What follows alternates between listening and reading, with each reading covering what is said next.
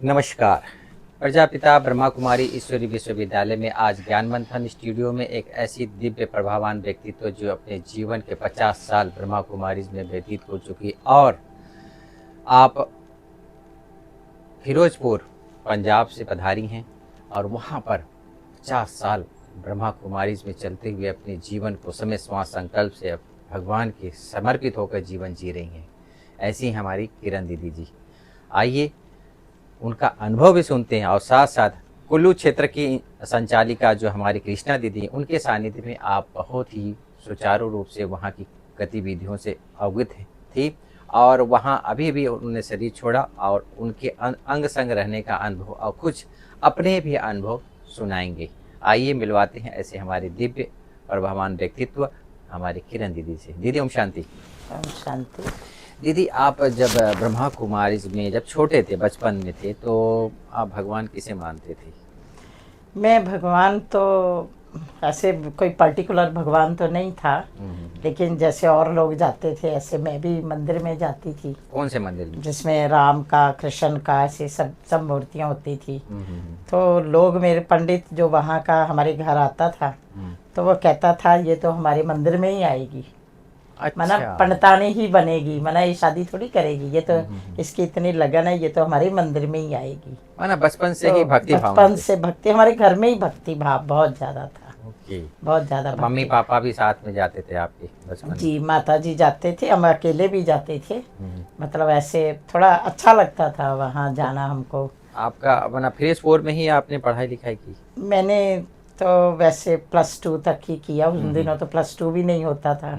तो हमारे माता जी ज्ञान में चलते थे, तो उनको होता था कि लड़कियां कॉलेज जाएंगी तो खराब हो जाएंगी, इसलिए वो पढ़ाना नहीं चाहते थे कि आप ज्ञान में चलो। तो उस समय तो साकार बाबा भी थे। जी, कब की बात है ये? ये है 67-8 की बात है। अच्छा, क्या हाँ, बात। तो हमारे घर में ही ज्ञान का कोर्स चलता था।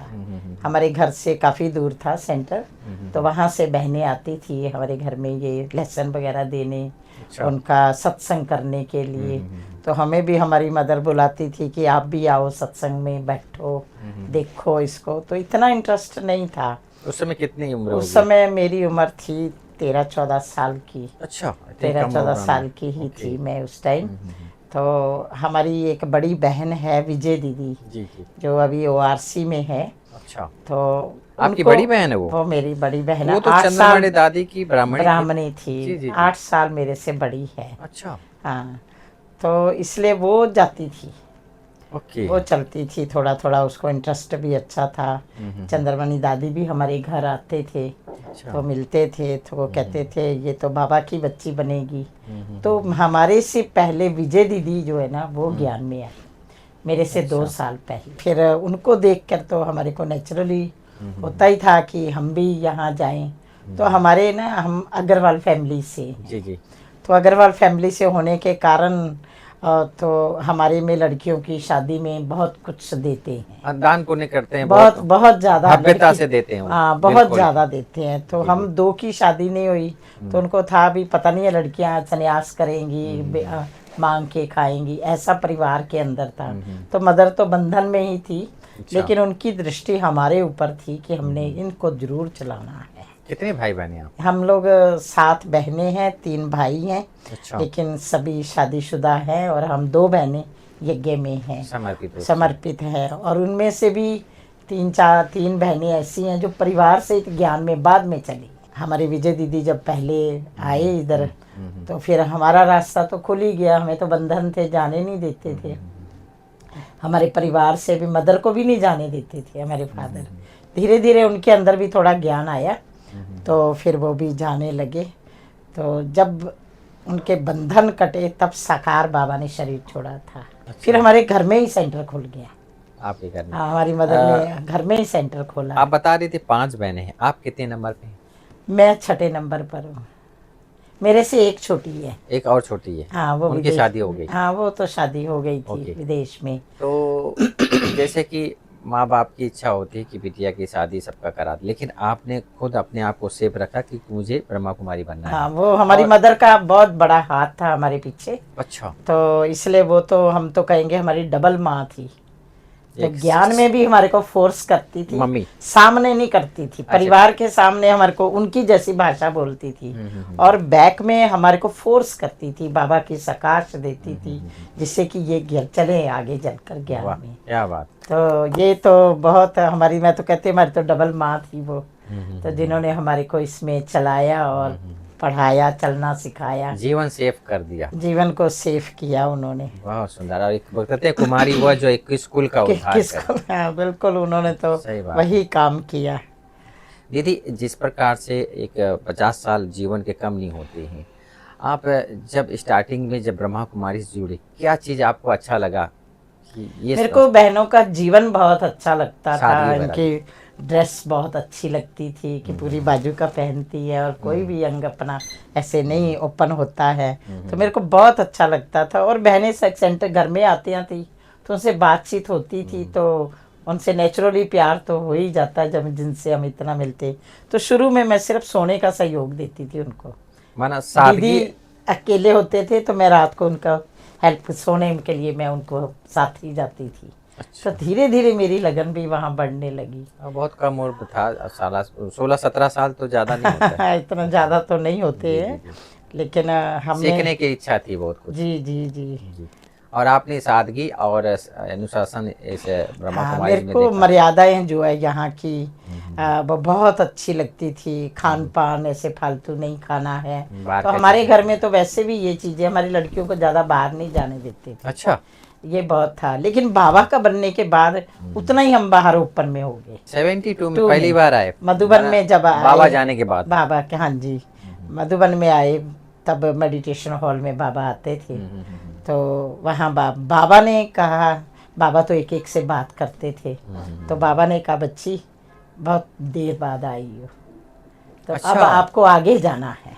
क्या बात है। तो कि बंधन में थे तो आ नहीं सकते थे ना, हम तो छोटे थे, तो हमारी मदर लाए तो हम लाएंगे, तो कुदरती हमारी मदर के हाथ में कुछ कांच चुभ गया तो वो कुछ काम नहीं कर सकते, हम तो समझो उनकी हेल्प के लिए आए थे, और बाबा ने हमारे को पकड़ना था तो कारण तो कोई बनना ही था उनका, हेल्पर के रूप में। हेल्पर के रूप से।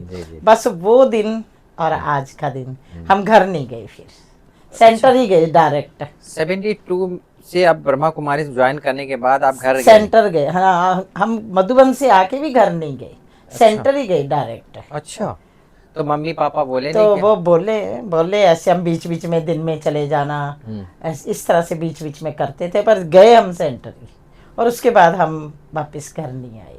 लगन लग गई, लगन लग गई कि वापस घर नहीं आए। बाबा को जीवन दिया तो वैसा ही रखना है, जैसा बाबा ने दृष्टि दी है, और वैसा ही बाबा का बन के रहना है। तो दीदी, ये जो कुल्लू की कृष्णा दीदी, उनके संग में कैसा आपका सानिध्य रहा, कैसा उनका व्यक्तित्व रहा? कृष्णा दीदी का तो वो अपना जो बचपन सुनाते हैं कि जब 64 में मम्मा जब हरगोविंदपुर में आए, तो कैसे हम बहुत सारी कुमारियां थी उस टाइम, तो मम्मा ने कहा कहीं एक बैठी है, कहीं 8 बैठी हैं, तो कोई तो शेरनी बने, कौन बनेगा शेरनी। तो उनका जो मैंने उनके अनुभव से सीखा, तो उन्होंने कहा सबसे पहले मैंने हाथ खड़ा किया कि मैं जाऊंगी जहाँ भी आप भेजेंगे, कृष्णा दीदी ने। तो फिर मम्मा ने कहा बाबा से पूछकर आपको बताएंगे कहाँ पर आपको जाना है, तो उनको दिल्ली पहले भेजा गया। तो जब उन्होंने ऐसा सुनाया, मैंने कहा कितना जीवन के अंदर पहली शिक्षा आज्ञाकारी बनने का। क्या बात है। तो हम भी अगर हम ऐसे आज्ञाकारी रहेंगे, हाँ जी ना जी नहीं करनी। हमारी चंद्रमणि दादी हमें हमेशा सिखाती थी कि कभी भी ना जी नहीं करनी, हाँ जी करना है। चाहे तुम्हें नहीं भी आता ना, तो तुमने ना नहीं करनी है। आप ये बोलो कि मेरे को ये आता नहीं है, मेरे को सिखा दो, मैं कर लेती। हाँ, कभी ना नहीं करनी। ये हमको ना बहुत चंद्रमणि दादी से सीखने को, और वो सिखाते भी थे हमें किचन में काम करना, ये करना, सारा कुछ उन्होंने ही तो सिखाया है। हम थोड़ी घर से कोई पेट से सीख के नहीं आता। हाँ, घर से सीख कर नहीं आए। और ये बहुत बड़ा कृष्णा दीदी के अंदर ये क्वालिटी बहुत ज्यादा थी, आज्ञाकारी। बोल दिया तो बोल दिया। और वो बहुत गंभीर आत्मा रहती थी, बाहर ना ज़्यादा घूमना ना चलना, अपने अंदर ही गुप्त पुरुषार्थ ही कहूँगी उनका। मैं समझता हूँ कि बैठक अगर उनका देखा जाए या उनकी ये जागृति देखा जाए, और वो है रूहानियत। रूहानियत उनके अंदर थी और वो गंभीर और रमणीकता भी थी, पर गंभीर ज़्यादा थी। मम्मा जैसे। हाँ, गंभीर ज़्यादा रहती थी, सबको पालना देना ये करना। तो वो हिमाचल में जब सेंटर खुला तो चंद्रमणि दादी ने पहले उनको ही भेजा था। अच्छा, पूरा हिमाचल उनको ही भेजा था। कुल्लू का पूरा नहीं, उन्होंने 2 महीने के लिए सबको भेजते थे चंद्रमणि दादी पहले। अच्छा। तो कुल्लू में जब खुला, पहले चंद्रमणि दादी सेवा करने जाते थे, प्रदर्शनी लगाने। उसके बाद सेंटर खुला 77 में। अच्छा। हाँ, तो वो 2 महीने पहले वो सितंबर में गए और मुझे उसके बाद 2 मास के लिए दिसंबर में भेजा उनके साथ। तो दिसंबर में भेजा। तो भी आपको अच्छा लगे, क्योंकि यज्ञ में बंधन तो होता नहीं कि नहीं आपको यहीं रहना है, यही करना है। तो हमारी जो स्वेच्छा हो, जो आपको अच्छा लगे, आपको क्लाइमेट सूट करता है, आपको वहाँ का एटमॉस्फेयर अच्छा लगता है, तो आप वहीं रह सकते हैं। सही बात। तो हमें वो अच्छा लगा तो हम वहाँ ही रह गए। आज तक वहीं पर ही है, पहाड़ों में। 50 साल बीत गया, पता ही नहीं चलता, ऐसा लगता है 50 दिन बीता हो। हाँ बिल्कुल, सपन ही लगता है अब तो। कहते हैं सुख के दिन कैसे बीत जाते पता ही नहीं लगता है।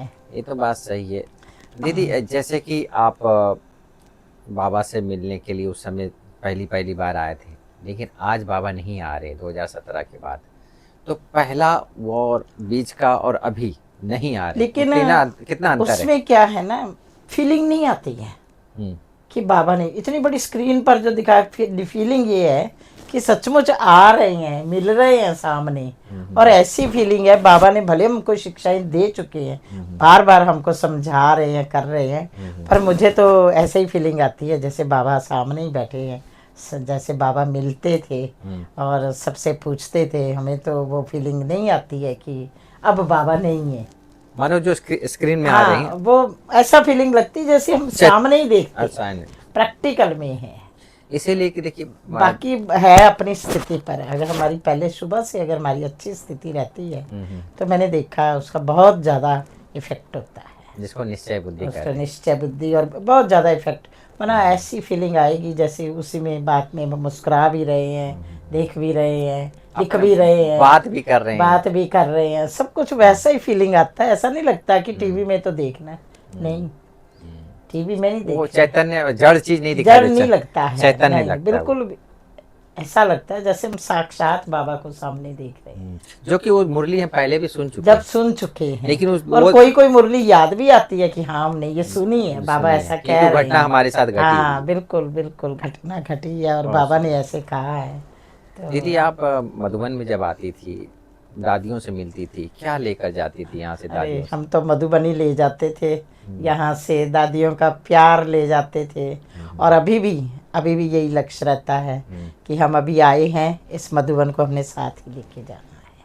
वहाँ पर भी जब हम शेयरिंग करते हैं, भाई इस टाइम हम वहाँ मधुबन में ऐसा करते हैं, इस टाइम बाबा रूम में है, योग भी करेंगे, तो चलो बाबा रूम में बैठते हैं। भले वहाँ का बाबा रूम है, लेकिन दृश्य जो है ना वो यहाँ का बाबा रूम सामने आता है, दिखता है। मैं एक बार मुझे याद है कि अबेक बाप दादा ने कहा था कि बच्चे यहाँ के जो पेड़ हैं, जो पौधे हैं, वहाँ पर बैठ जाओ और वहाँ बैठ कर याद करो तो तुम्हारे विकर्म विनाश हो जाएंगे। विकर्म बाबा ने जो 4 धाम बताए हुए हैं ना, 4 धाम में आ जाओ, ये उदासी हो तो ये आ जाओ। सचमुच प्रैक्टिकल अनुभव भी वही होता है। उदासी चलो बाबा के बातें कर लेते हैं, बाबा को सारी अपना दिल का हाल सुना देते हैं। तो दादियों का प्यार तो भाई दादियों का ही था, है ना।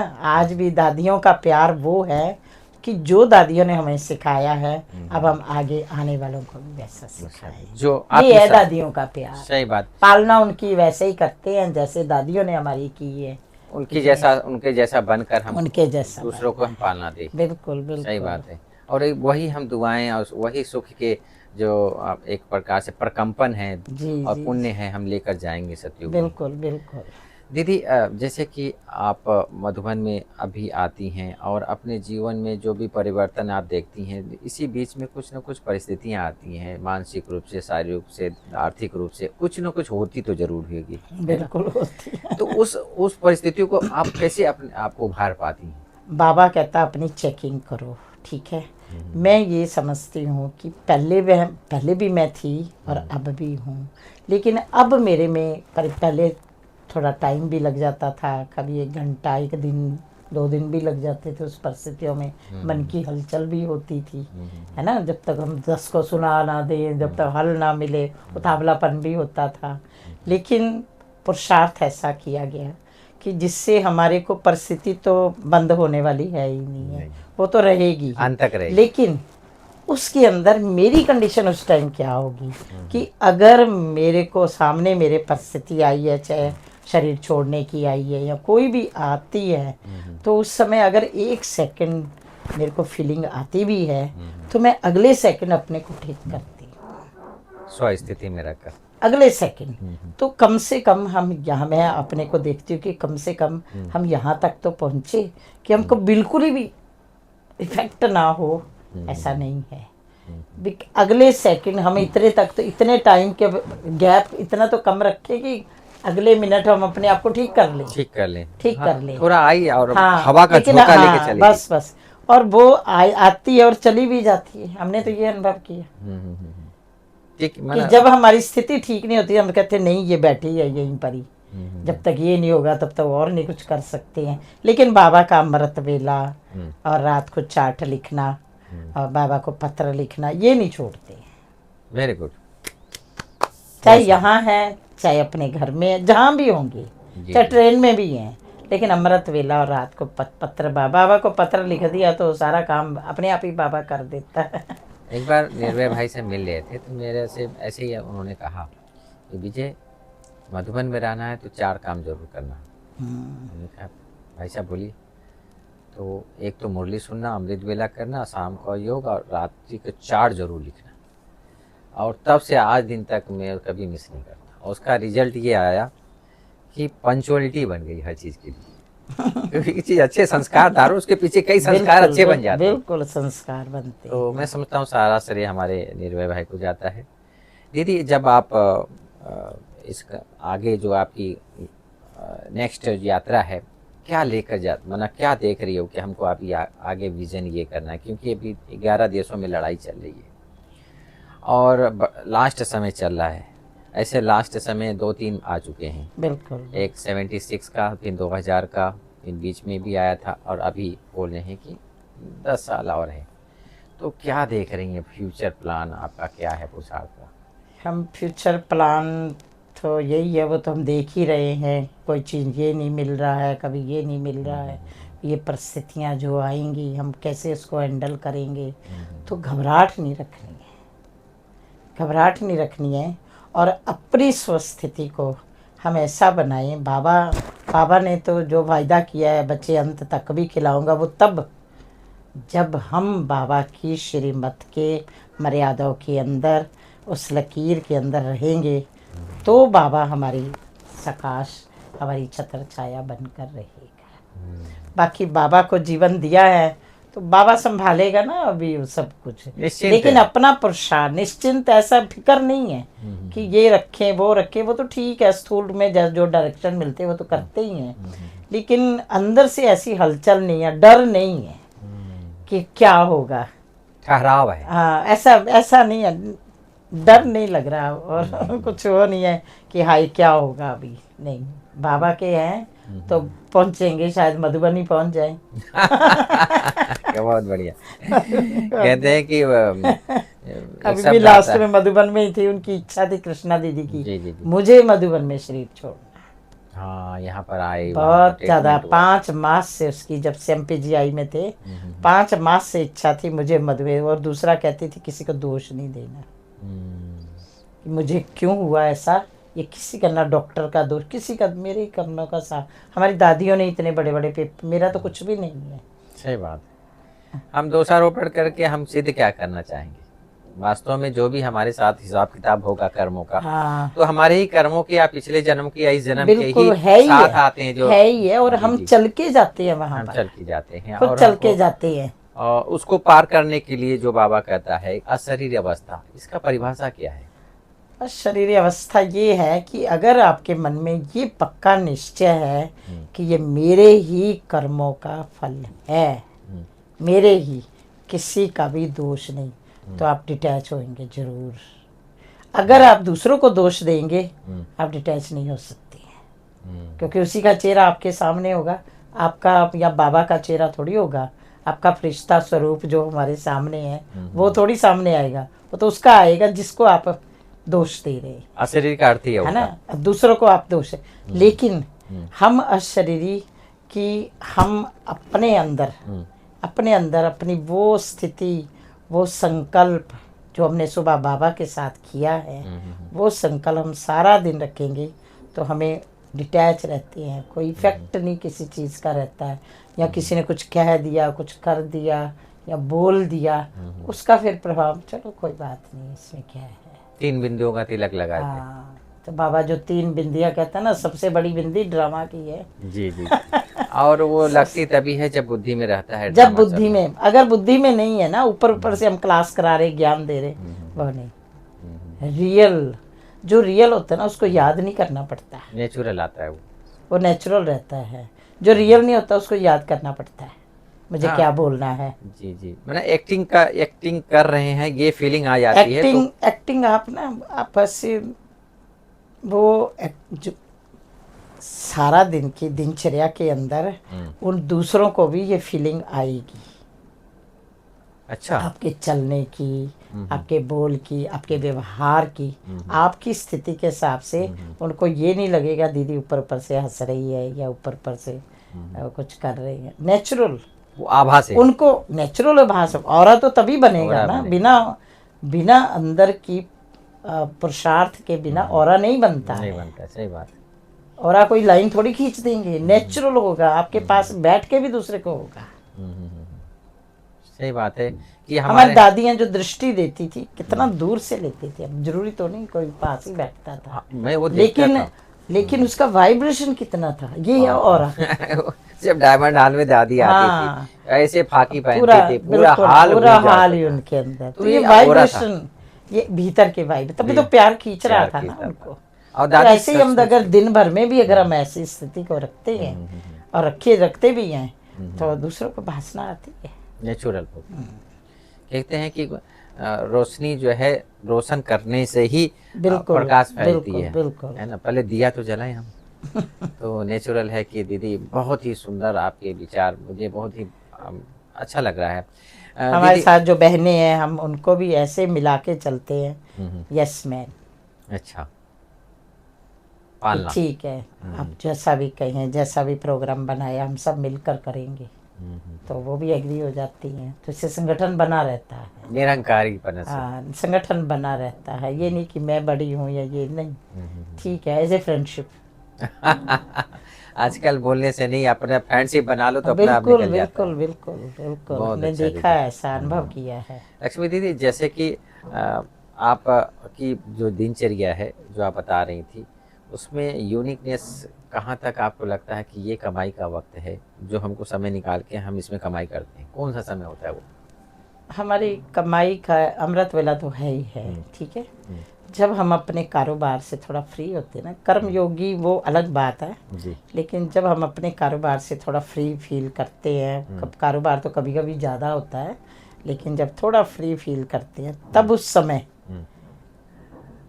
ज़रूरी नहीं बाबा रूम में जाना है, ज़रूरी नहीं जहाँ भी अभी यहाँ भी बैठे हैं जैसे, तो भी हम अपने अंदर की स्थिति को झांक कर, जैसे स्थूल रूप में आप कहें तो जैसे ट्रैफिक कंट्रोल है या कुछ और है, उसमें अपने आप को कितना चेक करते हैं हम, कहाँ हमारी बुद्धि उस टाइम जाती है। क्या ऐसे ही हम शारीरिक रूप से स्थिर हुए हैं या मानसिक रूप से स्थिर हुए हैं? मन भी जा रहे कि नहीं? स्थिर तो शरीर तो सबका स्थिर हो ही जाता है ना, लेकिन मानसिक रूप से मैं कहाँ जाकर बैठती हूँ, ये देखते हैं बाबा के पास मेरा स्थान कहाँ, वो स्थान मेरा फिक्स है। परम धाम में जो स्थान है ना, हम वहाँ स्थान फिक्स करके बैठते हैं, तो वो स्थान पर हम वो लाइट माइट आती रहती है, लाइट मिलेगी ना, बाबा के जितना नजदीक रहेंगे। ये बात सही बोले आप कि हम जितना अपने आत्मिक स्वरूप में रहते हैं उतना हम बाबा के नजदीक रहते हैं, उतना नजदीक रहते हैं। बहुत सुंदर। किरण दीदी, जैसे कि कृष्णा दीदी के बारे में आप जो सुना रहे थे, विशेषकर कृष्णा दीदी का व्यक्तित्व कैसा था? उनका व्यक्तित्व बड़ा शांत और बहुत निर्माण बहुत ज़्यादा थी, बहुत निर्माण थी। वो अगर किसी को कुछ कह देती, अगर कोई नहीं करता ना उसको, तो बोलती नहीं थी, चुप हो जाती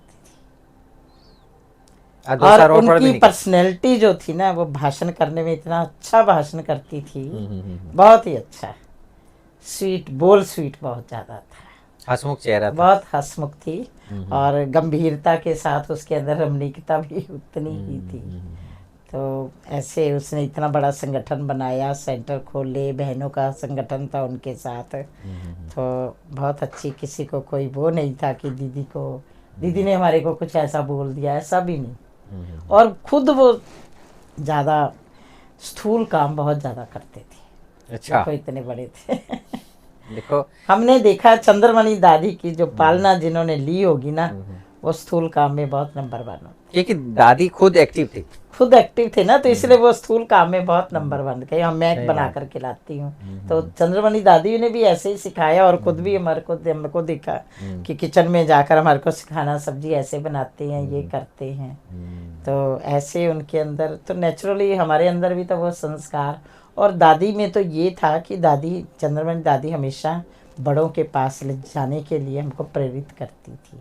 चंद्रमणि दादी को कोई भी चीज़ देते थे, दादी दीदी आप, हम दीदी बोलते थे, दीदी आप ये चीज़ दादी को दे देना। नहीं नहीं, तुम खुद जाओ, जाओ जाओ मिलो दादी से। अच्छा। उनको ये नहीं था ना, हाँ दे दो मैं दे दूंगी, नहीं। हमारा संपर्क दादी से कराते थे। क्या बात, तो इसलिए दीदी दादी के जाने, चंद्रमणि दादी के जाने के बाद हम दादियों से अटैच थे। हम सभी दादियों से अटैच थे, चाहे जानकी दादी, चाहे बड़ी दादी, सब दादियों से वो हमारे को अटैच कराते थे, क्योंकि अपना हाँ, लगते थे कि तो अब हम भी बहनों को कुछ कहते हैं, हम कहते हैं आप खुद जाओ ना, खुद दे दो ना, ताकि वो आपको पहचानेंगे भी, अच्छा ये भी वहाँ से है या इस तरह से है। तो एक जो अपने खुद सीखा वही तो दूसरों को सिखा, और वही बांटना भी है, वही बांटना भी है। और उनको भी खुशी होती है कि हम खुद दादियों से मिलते हैं या करते हैं।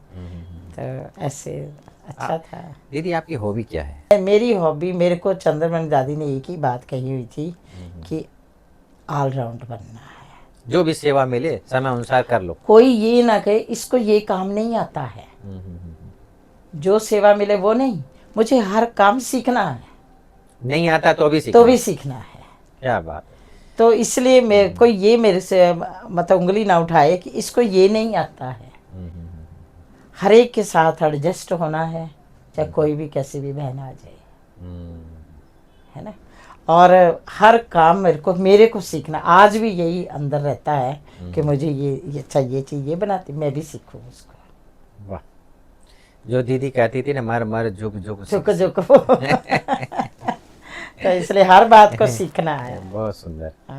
और मैंने एक चीज बहुत वंडरफुल ड्रामा में देखा कि चंद्रमणि दादी जिस प्रकार से एक विराट व्यक्तित्व था, और ऐसे ही कितनी दादियों को वहाँ, कितनी बहनों को बनाया। जो भी पंजाब की बहनें आती हैं, क्या एकदम लगती है देसी घी खाया पंजाब का, स्थूल रूप में भी सूक्ष्म है।